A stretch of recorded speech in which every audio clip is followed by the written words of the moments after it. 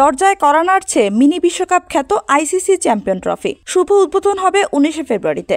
করাচিতে উদ্বোধনী দিনে মাঠে নামবে স্বাগতিক পাকিস্তান ও নিউজিল্যান্ড। দ্বিতীয় দিনেই বাঘের গর্জন শুনিয়ে মাঠে নামবে বাংলাদেশ।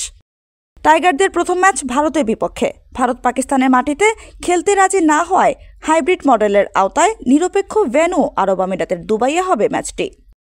ভারত বাংলাদেশ ম্যাচে আম্পায়ারের দায়িত্ব পালন করবেন কারা, তা নিয়ে একটু বেশি আগ্রহ থাকে বাংলাদেশি ক্রিকেট ভক্তদের। গতকাল গ্রুপ পর্বের ম্যাচগুলোতে দায়িত্বপ্রাপ্ত আম্পায়ারের তালিকা প্রকাশ করেছে আইসিসি।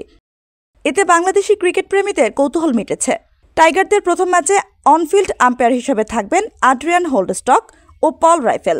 টিভি আম্পায়ারের দায়িত্ব পালন করবেন রিচার্ড ইলিংওয়ার্থ। চতুর্থ আম্পায়ার হিসেবে থাকবেন মাইকেল গফ ও ম্যাচ রেফারি হবেন ডেভিড বুন।